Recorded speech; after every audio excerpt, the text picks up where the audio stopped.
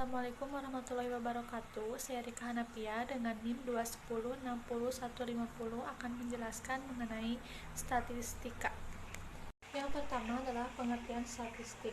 Statistik merupakan kumpulan cara ataupun juga aturan-aturan yang berhubungan dengan pengumpulan, pengolahan, analisis, penarikan kesimpulan atas data-data yang berbentuk angka dengan menggunakan asumsi-asumsi tertentu. Yang kedua adalah pengertian statistika. Statistika adalah ilmu yang mempelajari mulai dari pengumpulan data, pengolahan data, sampai kepada pengambilan kesimpulan berdasarkan data tersebut. Kemudian data. Data adalah ukuran dari variabel. Data diperoleh dengan mengukur nilai satu atau lebih variabel dalam suatu sampel atau populasi. Sedangkan datum adalah keterangan atau informasi yang diperoleh dari suatu pengamatan, dapat berupa angka, lambang, atau sifat. Kumpulan datum dinamakan data. Bilangan 2400, 2200, 2700, 3100, dan 3500 dinamakan datum, sedangkan kumpulan dari bilangan-bilangan tersebut dinamakan angka. Yang pertama adalah mean. Dalam matematika, mean adalah suatu jenis rata-rata yang didapatkan dari membagi hasil penjumlahan sekumpulan angka dengan banyak angkanya. Nilai rata-rata atau mean bisa dihitung dengan cara menjumlahkan keseluruhan data, kemudian dibagi dengan banyaknya data. Contoh soal, nilai matematika kelas 5 SD Mekarjaya adalah sebagai berikut. Ini adalah soal yang sudah disusun. Jadi, tentukan mean dari data nilai tersebut. Jawabannya, karena data tersebut sudah tersusun, kita hanya tinggal menjumlahkan keseluruhan yang hasilnya 158 dibagi banyaknya data. Banyak data dari ini adalah 20. Kemudian 158 dibagi 20 hasilnya 7,9. Jadi mean dari data tersebut adalah 7,9. Yang kedua adalah median. Median merupakan nilai tengah dari setelah data diurutkan. Median adalah suatu nilai yang membagi data menjadi dua bagian yang sama banyaknya setelah data tersebut diurutkan dari yang terkecil sampai yang terbesar. Contoh soalnya, tentukan median dari data tersebut. Jawabannya, yang pertama harus mengurutkan dari data yang terkecil sampai yang terbesar, kemudian dibagi dua, kita melihat nilai tengahnya ada berapa. Ini nilai tengahnya 6 ditambah 6 karena 2, 6 ditambah 6 sama dengan 12 dibagi 2, banyaknya data nilai tengah itu, jadi hasilnya 6. Jadi median dari data tersebut adalah 6. Yang ketiga adalah modus. Modus merupakan nilai yang paling sering muncul dalam sebuah data. Cara menghitung modus adalah dengan mencari nilai yang paling sering muncul pada sebuah data. Dengan kata lain, mengurutkan nilai sebuah data dari yang rendah ke tinggi, yang mana nilai yang paling banyak disebut merupakan modus data tersebut.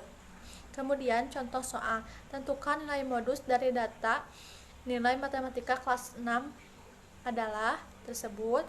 Jawabannya, data harus diurutkan terlebih dahulu dari yang terkecil sampai yang terbesar.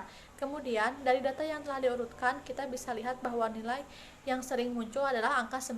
Artinya, berdasarkan dari nilai yang ada, siswa kelas 6 dengan nilai 9 lah yang paling banyak ditemukan.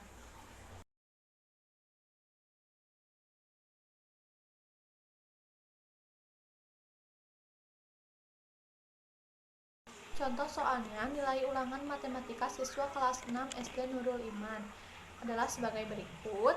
Sajikan data di atas dalam bentuk tabel. Kemudian jawabannya tersusun dari nilai 5 sampai dengan nilai 9. Terus banyaknya siswa ditulis dalam dua bentuk. Yang pertama bentuk lurus dengan menggunakan garis-garis di setiap jumlahnya.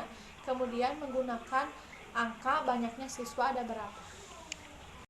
Kemudian diagram garis. Diagram garis adalah diagram yang berisi garis atau plot yang menghubungkan titik-titik data dan menunjukkan kuantitas dari data-data tersebut. Langkah-langkah pembuatan diagram garis: yang pertama, menentukan data yang akan diplot ke diagram. Kedua, menuliskan judul diagram garis. Yang ketiga, membuat garis horizontal dan garis vertikal dengan nama variabel dan skala yang sesuai dengan data. Yang keempat, memplot atau memasukkan data secara satu persatu dengan membuat garis horizontal atau memberikan koordinat titik data. Yang terakhir, menghubungkan semua titik data dengan garis lurus. Kemudian ada contoh soal, diketahui ada beberapa buah kesukaan siswa. Yang pertama, apel, jeruk, mangga, semangka, dan manggis. Kemudian jawabannya, yang pertama kita harus membuat judul dari diagram garis ini, yaitu buah kesukaan siswa. Kemudian membuat garis horizontal dan garis vertikal dengan nama variabel dan skala yang sesuai dengan data tersebut. Data ini menunjukkan buah kesukaan dan berapa yang menyukainya, berapa siswa yang menyukainya. Kemudian memasukkan data satu persatu dengan membuat garis horizontal dan memberikan koordinat titik. Yang terakhir adalah menghubungkan semua titik dengan garis lurus. Dan ini hasilnya. Kemudian diagram gambar. Diagram gambar atau piktogram adalah bagan yang menampilkan data dalam bentuk gambar. Menyajikan data dalam bentuk piktogram merupakan cara yang paling sederhana. Kemudian contoh soalnya, jumlah penduduk di suatu kecamatan adalah sebagai berikut. Kelurahan A sebanyak 800 orang, kelurahan B sebanyak 650 orang, kelurahan C sebanyak 700 orang. Sajikan data tersebut dalam bentuk piktogram. Jawabannya, kelurahan di tabel disebutkan kelurahan A ada berapa, menggunakan lambang orang sebagai satu orang, satu lambang itu gambar diartikan dalam 100 orang. Jadi hasilnya berikut. Kemudian diagram batang. Diagram batang adalah grafik yang tersusun dari kolom berbentuk batang persegi atau persegi panjang yang menunjukkan berbagai informasi. Contoh soalnya, daftar siswa MI Al-Falahiyah Pelompong adalah sebagai berikut. Di sini tersedia tabel data siswa MI Al-Falahiyah Pelompong dengan nomor, kelas, dan jumlah siswa. Pengerjaannya sama seperti diagram garis, namun diagram batang berbentuk bukan garis, yaitu batang. Kemudian diagram lingkaran. Diagram lingkaran yaitu diagram yang menunjukkan data atau hasil angka-angka dalam bentuk lingkaran. Ada contoh soal. Satu kelas memiliki total 42 siswa dalam bentuk diagram lingkaran, yaitu sebagai berikut. Basket 10 siswa, bola 5 siswa, silat 10 siswa. Kemudian jawabannya, diketahui semua siswa adalah 42.